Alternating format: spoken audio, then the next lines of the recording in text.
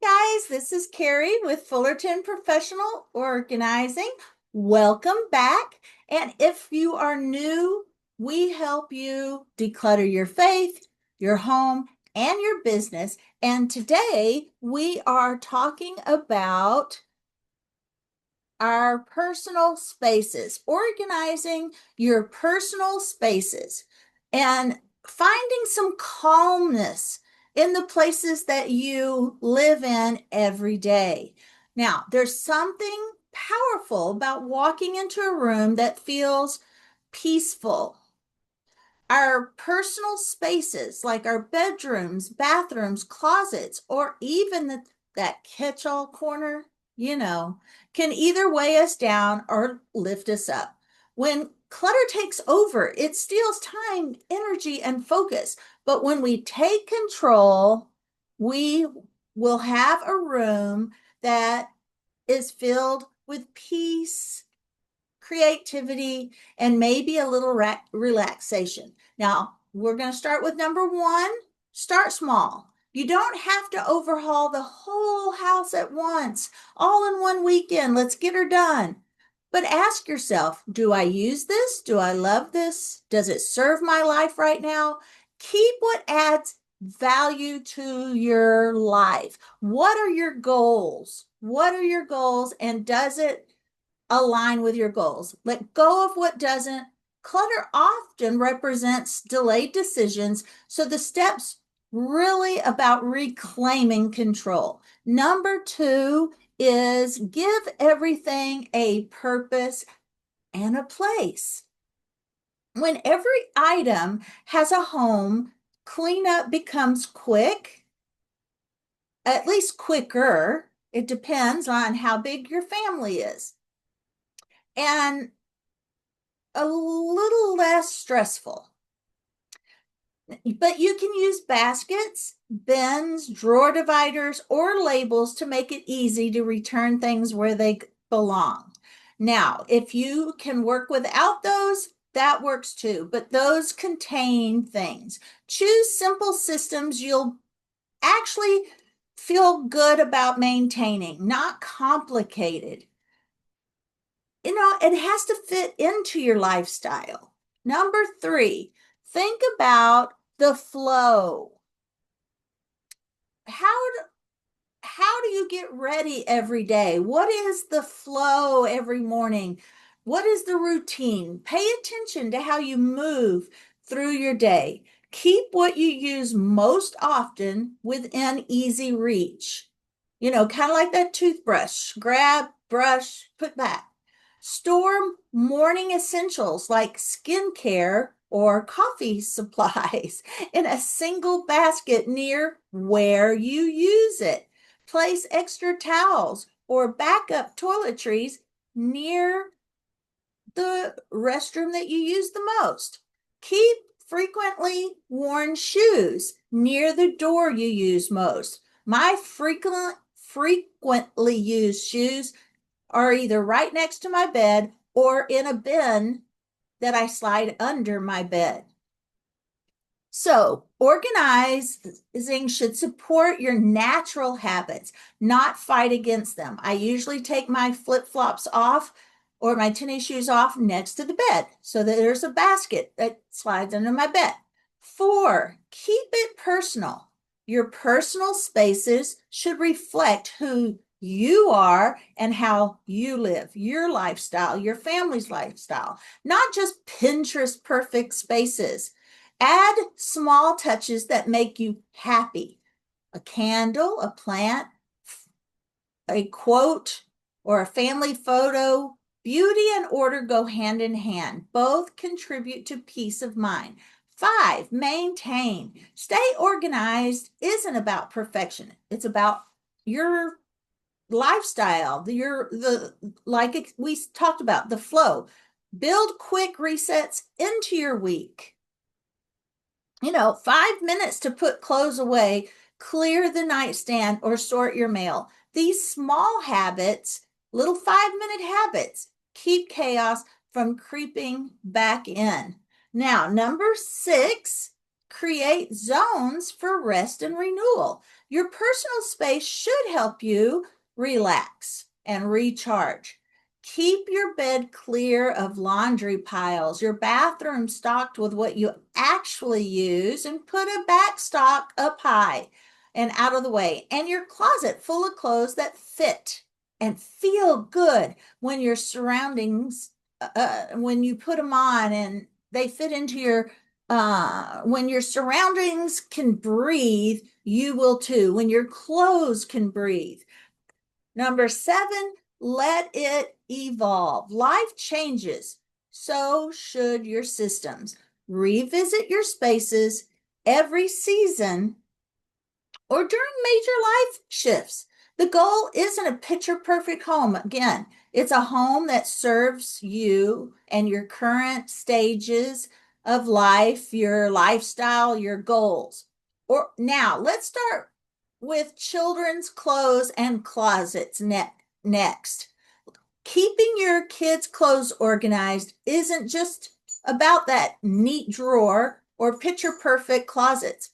It's about, again, creating a system that works for your child or for both of you. When clothes are easy to find, mornings run smoother, laundry feels less overwhelming, and your child learns to take care of themselves. What to do? Number 1, start with a full declutter. Pull everything out of the closet and drawers. Go through each piece of clothing and ask yourself, is it in good condition? Does it fit? Will my child even wear it? That's a hard one. Always buy clothes that your child will actually put on their body. That will save you money because if you force it, they don't wear it and it's a waste. Donate or store outgrown clothes right away. Keep only what your child uses and loves. Keep a bin in that closet. 2, sort by category and season. Group the clothes by type: t-shirts, pants, pajamas, school uniforms, play clothes, special occasion outfits. Then separate by the season. Keep current season clothes within reach and store the rest in a labeled bin up high or under the bed. 3, make it easy for your child so they can take care of themselves for the most part. They can learn some independence. Kids are more likely to keep things neat, maybe, if they can manage the system for themselves. Use lower rods, labeled bins, or drawers that your child can reach. Simple picture labels for younger children make it fun and easy to put things away. Things that don't need to be ironed, things that can be thrown into the drawer and still worn to school the next day without having to iron. Create a weekly outfit station for your children. In mornings, if mornings are chaotic, add a small hanging organizer or label bins for each day of the week. Spend a few minutes every Sunday preparing outfits. This simple habit, it can cut down on arguments and last minute stress before school. I mean, you have 5 sets and they can wear whichever one they want on whichever day, unless they have uniforms, then that might be different. But keep that donation bin in your closet. Kids grow fast. Keeping a small basket or bin in that closet for items that no longer fit, when it's full, donate or store them. This keeps the closet from overflowing and helps you stay on top of the clutter. Now, everyday clothes, eye level and easy to reach. Dressy clothes up a little higher, maybe in garment bags if it's that dressy. Off-season clothes, clearly labeled, storage bins. Accessory and shoes, small baskets or drawer organizers. Now, why does this matter? It teaches responsibility and independence. When your children can see, reach, and manage their own belongings, and develop confidence in dressing themselves, it just saves everyone time and it makes them feel good about themselves. Two, no more digging for matching socks or favorite shirts before the school bus comes. A well-organized system means that you spend less time hunting and more time enjoying your mornings together. Now, for my child, it was shoes. So we kept flip-flops in the car and tried to keep shoes next to the door for the run out. Now, too many clothes can lead to decision fatigue, even for kids. Simplifying their wardrobe helps them focus on what they love to wear and helps you keep laundry manageable. Encourage gratitude. That is number 4. Sorting through clothes regularly opens the door for meaningful conversations about giving to others and appreciating what they have. It helps with the donation process when they're ready to let go of items and help someone out. 5, a tidy closet sets the tone for a peaceful start and end to each day. When everything has a home, there's less stress, less clutter, and you can spend 5 minutes before bedtime putting things back.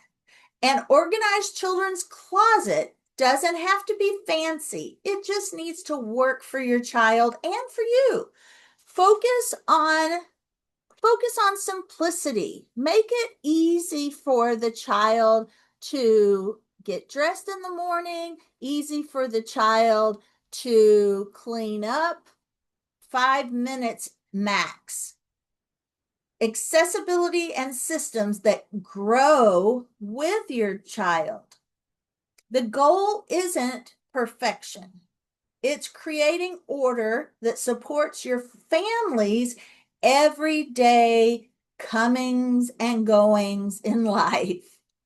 All right, guys, I know this will be helpful to you and you can expand on it because, of course, it's got to work for your family.